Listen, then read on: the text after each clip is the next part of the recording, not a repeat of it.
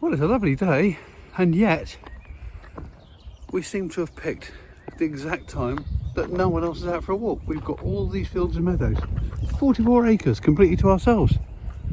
How wonderful is that? Means there's fewer dogs for these two to bark at, I suppose. Welcome to Colganology.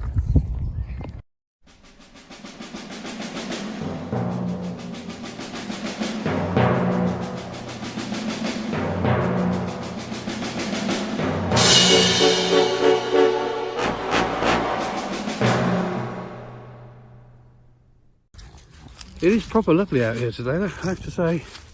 Sunshine, blue skies. In fact, the only thing letting it down is a cold north wind, as so often happens, but it's not going to ruin the walk. Well, the new gate is up. Bit of a gap there, which I think will let the dogs in still, but nice new gate. I'm hoping we'll get the sheep back out here once they've lambed, but at the moment they're having to keep them all penned up just because of people's dogs, because people don't control them. It's so frustrating. Lots of wild daffs. Freya's having a frolic through them, as you do. And Chico's joining her.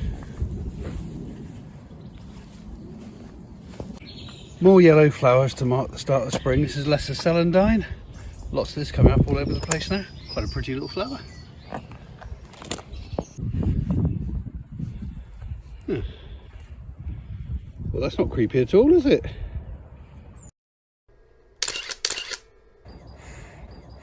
All the little blossoms opening on the tree. And also a very vocal chiff-chaff. Chiff-chaff, chiff-chaff. Look at all this new growth, all those little green shoots, look, on the blackthorn. The flowers are coming in some places. Here, it's just the leaves, but yeah, new life. Spring's here.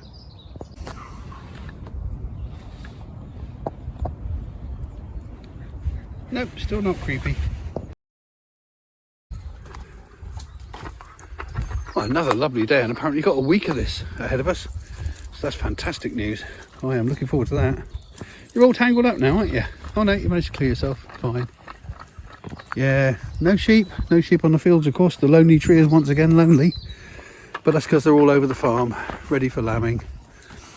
I'm dressed appropriately for the weather, although I'm starting to look more and more like a 1970s extra in a cowboy movie. Yeah, need a big sheriff star, don't I? Oh, it's lovely out here. Hello, Mr. Chiff-chaff. And yeah, it's sunny, it's warm.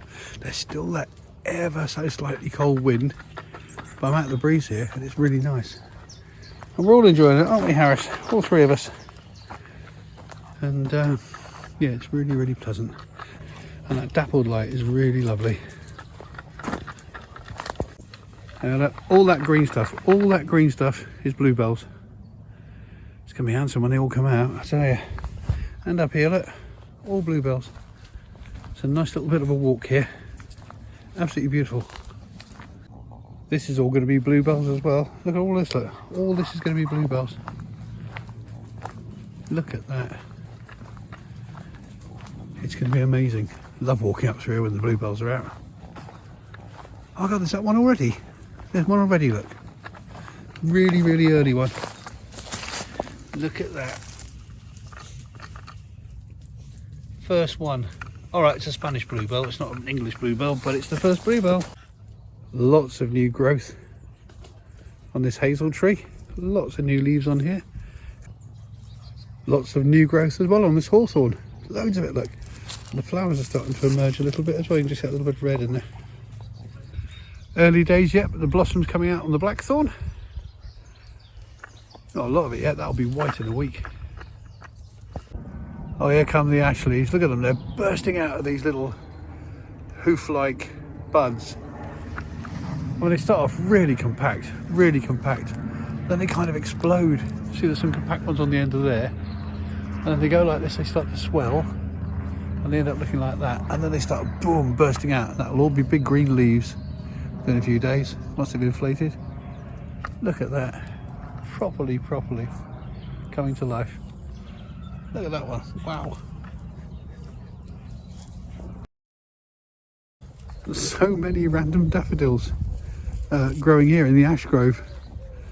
I mean, they're all different types as well. Some are white, some are yellow, some have got these sort of orange trumpets and the yellow flowers behind, and some are just plain yellow, and some are tiny little ones. I think they've all escaped from people's gardens and just self-seeded, because no one's planted them here like this. It's rather nice, isn't it?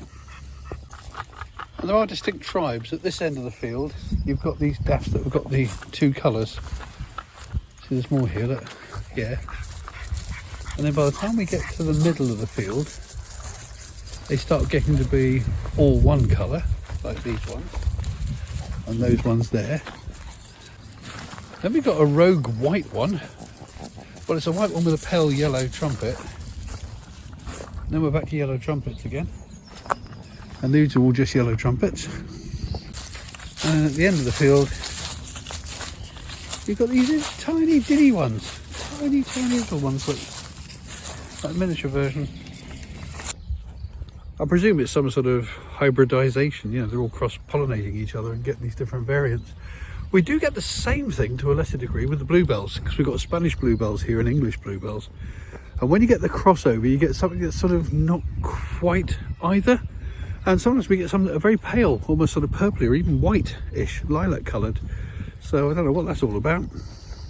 As for the difference between English and Spanish bluebells, it's actually the shape, because the Spanish bluebells go up in a tall stalk and the bluebells come off each side of the stem, whereas the English bluebells actually bow over. You get a sort of bent stem going over and the bluebells hang off it like bells. So they're quite easy to tell apart. The weather may get better, but some things never change, do they? Including these noisy sods. But hey, look at that sun and smile.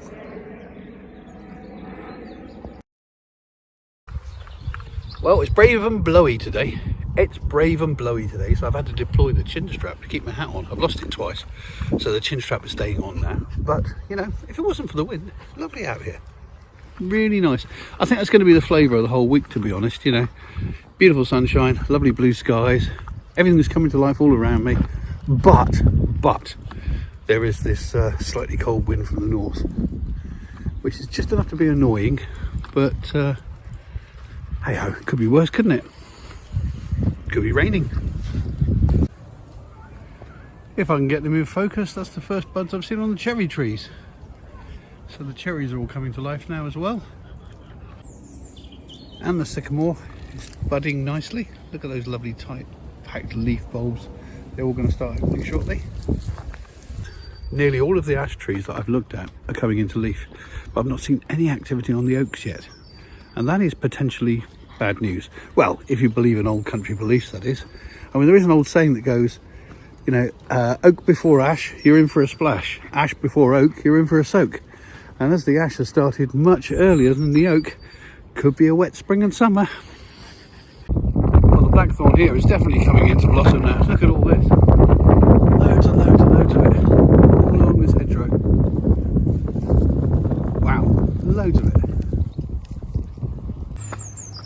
This is how blackthorn starts, with these lovely little tight round flower buds.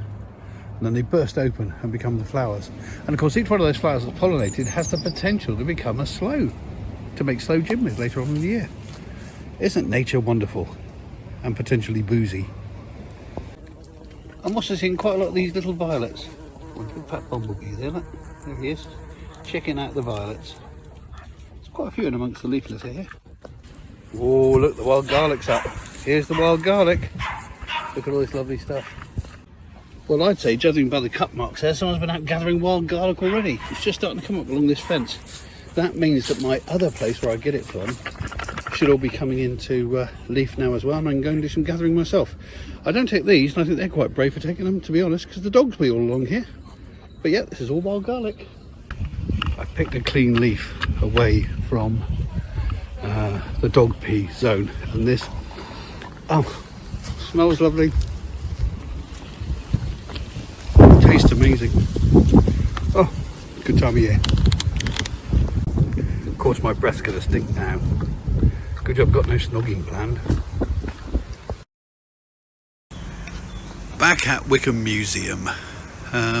This time to meet a lady who's part of an arts collective who are doing a project here in the autumn, I think, and want me and some others to get involved. So this will be nice.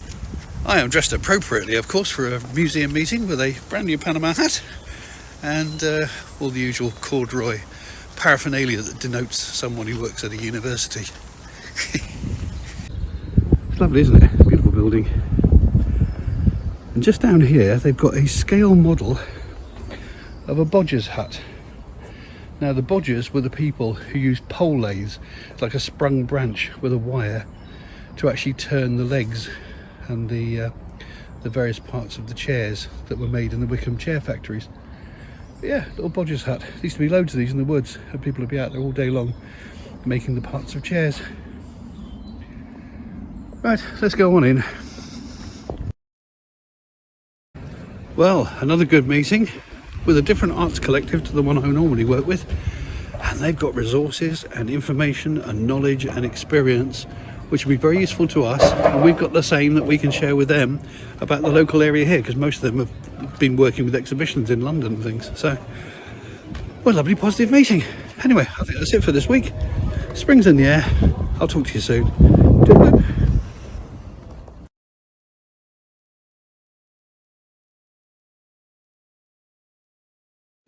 If you've enjoyed this video, then please consider subscribing, or click on some of these links to look at some of the other videos on the channel, or press the like button, or leave a comment. It would be lovely to hear from you.